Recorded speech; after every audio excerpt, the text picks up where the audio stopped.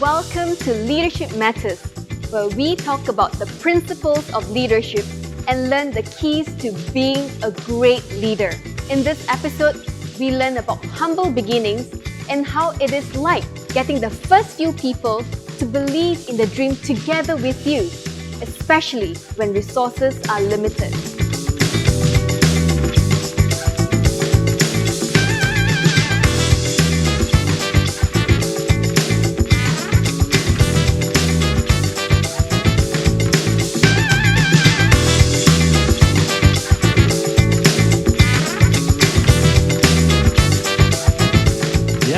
Pastor, I've got a question. So we've been talking about today and the few, and I think that's I feel a strong connection to it because we've been talking about church being a pioneering church, pioneering spirit, and in my day-to-day job, I essentially work in startup industry with a lot of startups. So I'm always looking at how people begin something. And I think I just want to take a few more moments just to dwell on this idea of few, where there's a lack of resources, where there's an idea that's burning on maybe one person's heart. How was it like, I guess, Pastor, for you, getting the first few people to believe in an idea or believe in a dream together with you, especially when resources are super limited, whether it's time or it's money or even access? How is it like starting something new, which I see you do very often and very well, Pastor? So just trying to catch some of this, leading in a time where there's few and starting on new ideas. Okay. Thanks for that question, Jason. So I think about it from starting AYA to starting X Church, and then, of course, the church plants around the world. It all started with a vision, and for me, I've got to believe in it enough to pay the price for it. And I always say, when people ask me about conviction and costs, I would say that your cost has got to follow your conviction. And the stronger your conviction, the stronger your willingness to pay the price that your conviction demands. So I put that on my own self. It was taught to me by God.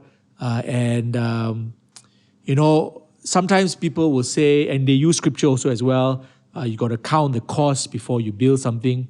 And while I find that it's true, I also find that we must not always be limited by our resources or by the lack of it.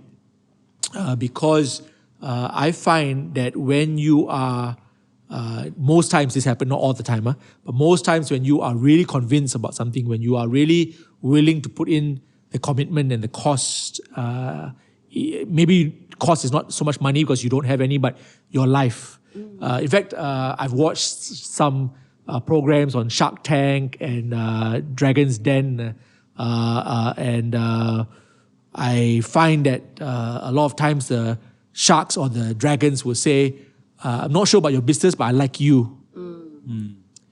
And I find that to be true both in the secular and in the sacred, that you must be the first one that's bankable.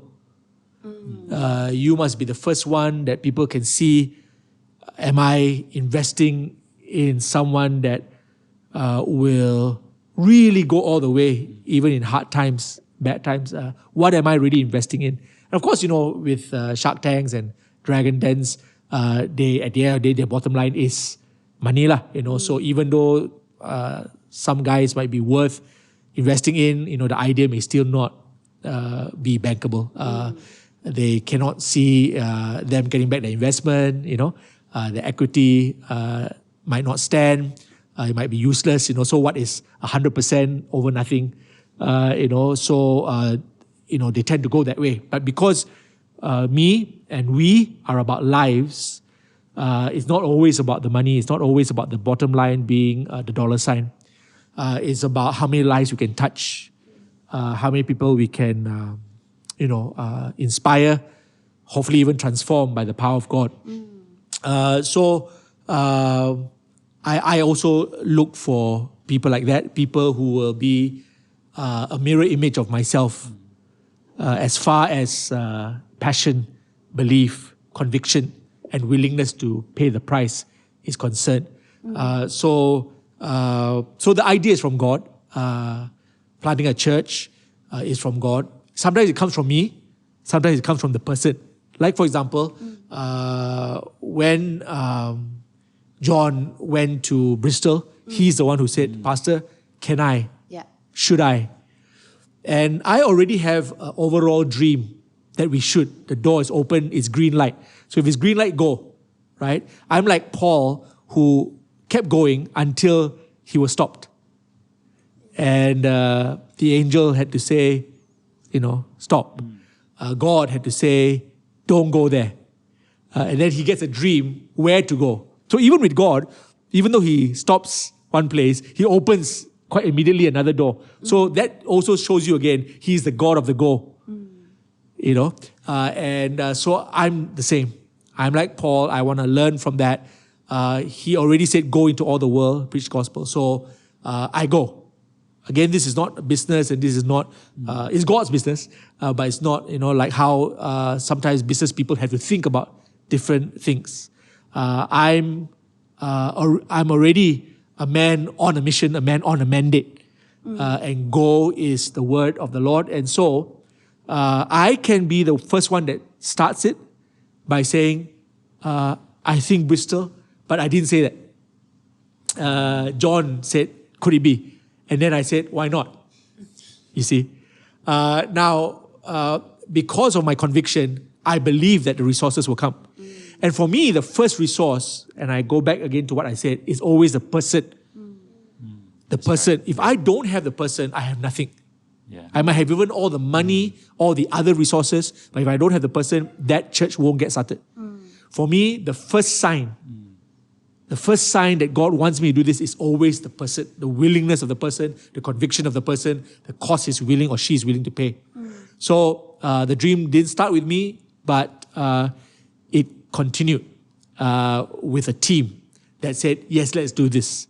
I think it's the same with Cambridge. Aaron, he's going like, okay. In fact, with Aaron, it's a little bit more unique because he's like, I have a pact with God. I say, God, if you do want me to go to Cambridge, you will open the door for me. Wow. And if you open the door for me to go to Cambridge with a scholarship, I will start. Now, some people might not like this. Sorry. Some people might not like this. They might say, how can you make a pact with God like that? But he did.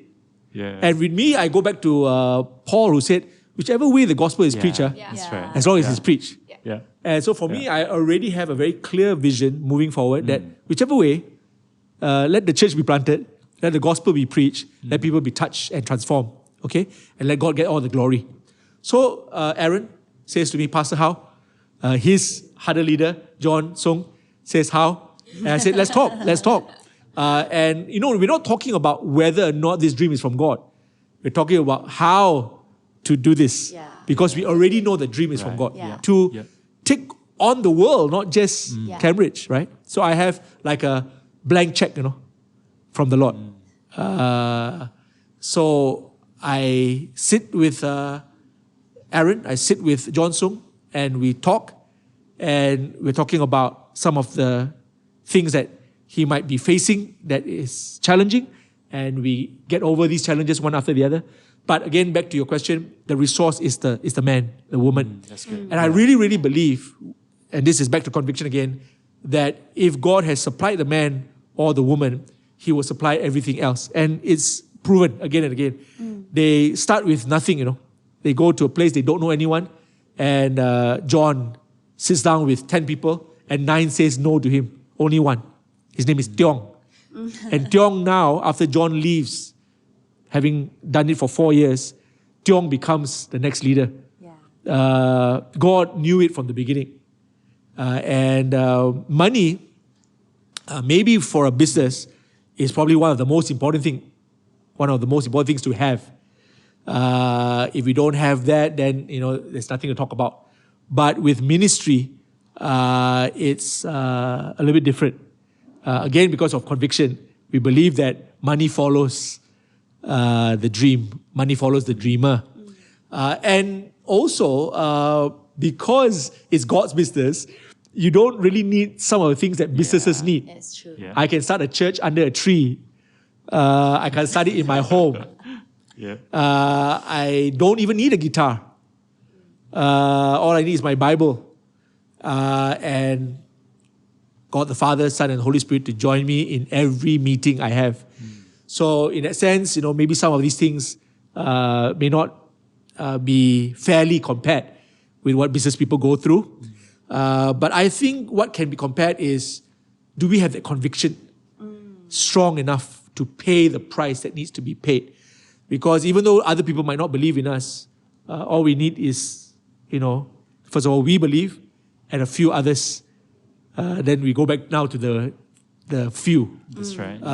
And we work hard. We work, crazy in the sense that sometimes we don't even pay ourselves a salary for the first year.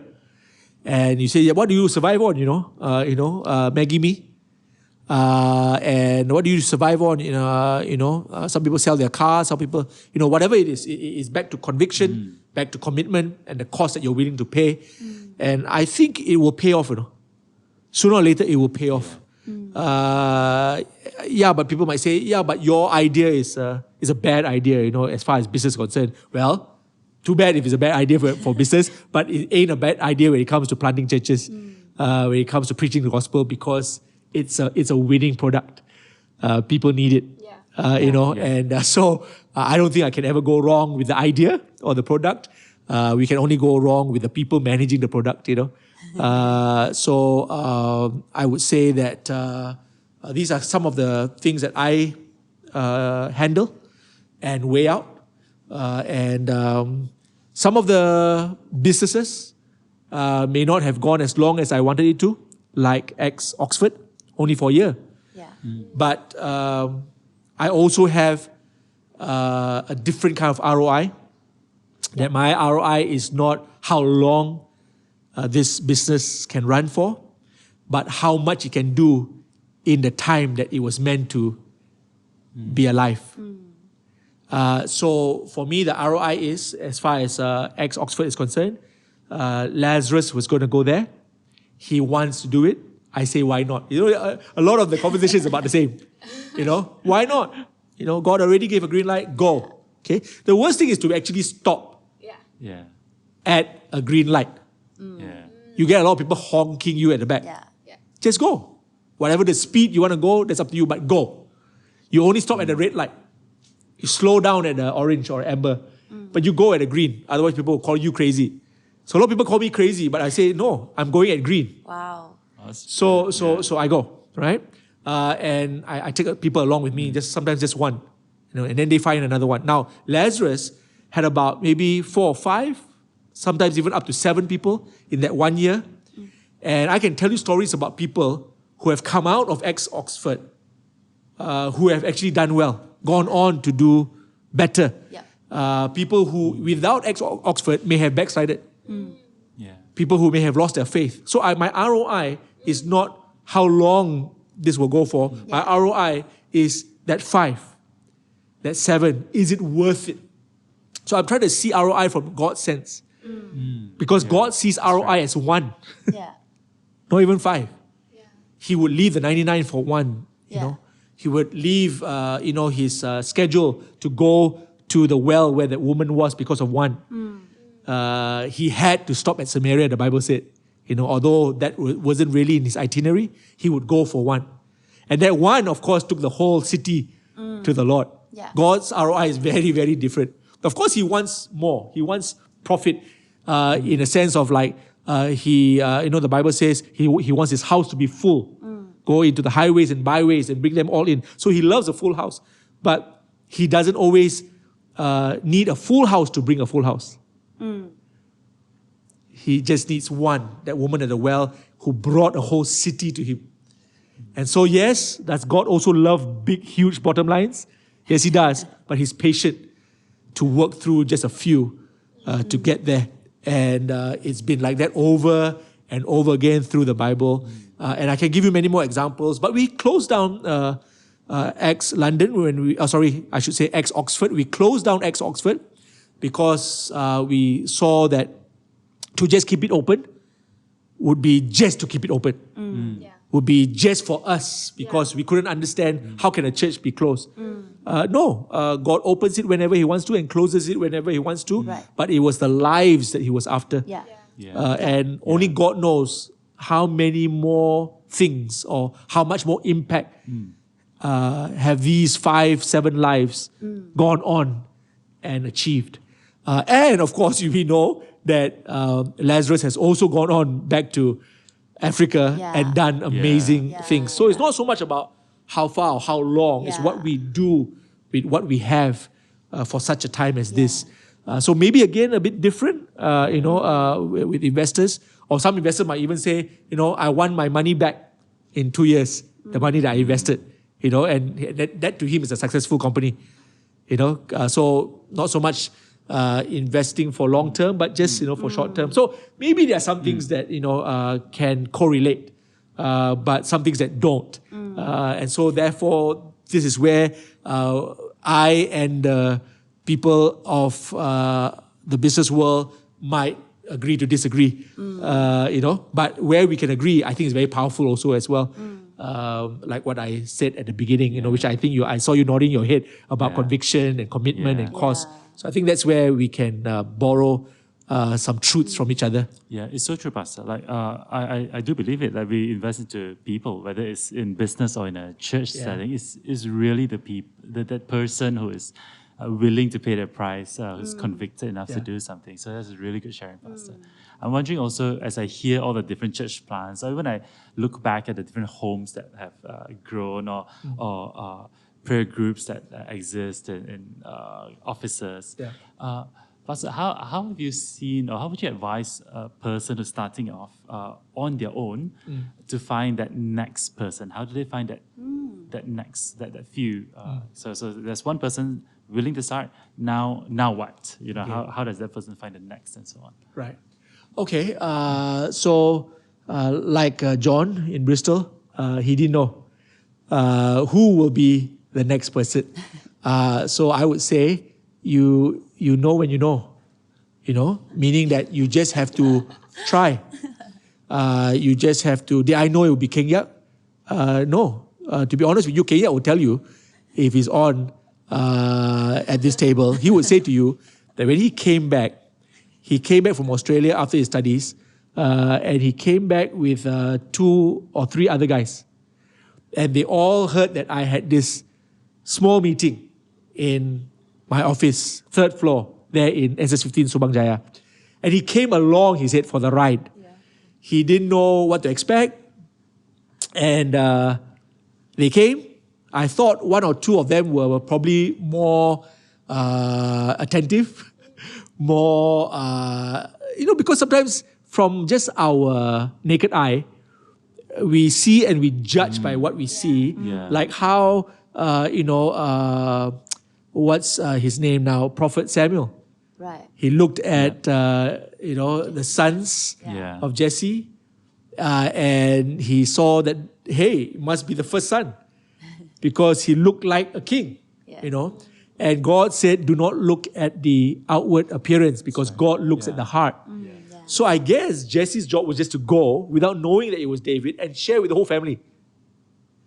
And hopefully, as the Malays will tell you, we tembak all and hopefully one kena. All right? Or we shoot at all and hopefully one. So I guess it's not for us to go like, I think this is the one, just go for him. Right. This is the one. Because, if God's going to give you 10 to talk to, talk to 10. Talk passionately to 10. And let God be the one that will sift out that one. But when you see that one, you better recognize it's that one. Right. And for John, of course, it's the only one. So, you know what I'm trying to say? So sometimes you could be like, okay, and recognize that God is doing something. Because that person will not come with the whole package. That's the problem. But we also have to recognize that neither did we. Yeah, so it's true. true. So you go like, okay, God, I'm just going with, check off the list, check box number 1, I've shared with everyone you brought to me. Check box number 2, this is what I'm left with. Okay? Check number 3, I work with what I have. You know?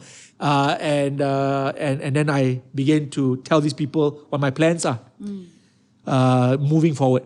So what day I'm going to start this, how am I going to start it, what do I want you to do, and you begin to roll out those plans, because then you will have to check other boxes now, because even though the 3 or 2 said, I'm with you, but the person says, no, I don't want to do drinks. No, I'm not going to, then you slowly will have to check those boxes and go like, my word. Even though the person said yes, he's not willing to do this or that, and not willing to bend, not willing to change, not willing to be teachable, then you have to start going down. And then you're left with 1. And you go like, wow, God, what can you do with 1? And God will tell you, I can do a lot with 1. Amen. And so I think that's the way we go. But first of all, we ourselves have to have a clear enough plan to at least check a few boxes as you go down. Because once the person says, yes, I hear your vision, I'm with you. So that's plan number 1. What was that plan number 2? So you have to have at least a few plans. So when the person says, so what day are we meeting? And you go like, I don't know. And you go like, oh no, So what are we going to call ourselves? I don't know. So what time do we want to meet? I don't know. Then you're not going to be able to lead this person. So at least you might not know everything, but know some things, make it clear, and so that at least you can lead and guide these people who are actually also taking a risk with you. True. They are really, really taking a risk with you. But a person with a vision should have enough plans moving forward to at least get this off the ground. True. And for me, I had, of course, 2 guys who followed me to start this. And they said, Pastor, what are you going to call it? I already had the name. Because the Lord put it on my heart. It's going to be called Acts. And it's going to be majorly, especially young people. Some things, now, they did ask me other questions that I said, I don't know. We got to seek God. But it was okay, I don't know, not okay, I don't know. Right. The okay, I don't know means, okay lah, this is fair to be seeking God for this. I don't expect pastor to have all the answers. But the not okay is like, you don't even know, when we're going to meet, what we're going to do when we meet. You don't not even going to do, are we doing 2 songs, 3, stuff like that. That is not okay lah. So I think it's important to begin to sift lah. And I love it that it's God's church, so He actually helps you sift. Because really, when you meet people, you don't really know what's going on in their hearts anyway. So sifting goes along the way, and it keeps going on sometimes. And sometimes you might even think that this team is the best team. And so I have a name for this team. When we first start to build a building, we have scaffolding. So I call it a scaffolding team. And workers need to climb this scaffolding to build, to put the bricks. But you don't have the scaffolding on forever. True. Once the building is up, the bricks are up, the cement is dry, the building is at least standing, you got to remove the scaffolding. And some people are scaffolding. They're not part of the building structure. So, but do you know that when you start? No. Because some people who came in excitedly, you didn't even know they were scaffolding, but they came, and you also need the scaffolding, you see. You cannot reject them. You cannot say no, or they're bad. You say thank God for the scaffolding. But some people who started with you may not remain with you. Some people who started to be part of the core team may remain with you, but may not be part of the core team. So that's why even with businesses, as it is with churches, you need to, along the way, shift and sift and shift. And some people might go like, I thought I was going to be the general manager. I think you're better as the technical officer. Because I just realized that you're not very good with people, but you're really awesome with the technical side. And so sometimes you just got to do that. So it's not totally out of the team, but we've got to sift and shift and make those changes as we go. Sometimes people don't like it because they thought that, so that's the way you have to maneuver people. I think I'm going further than your question now, but I think that's important because it's all about starting something and to recognize that there is such a thing as scaffolding and there is such a thing as structure. So the scaffolding isn't the structure isn't the scaffolding. That's right. But some people want to keep the scaffolding on forever.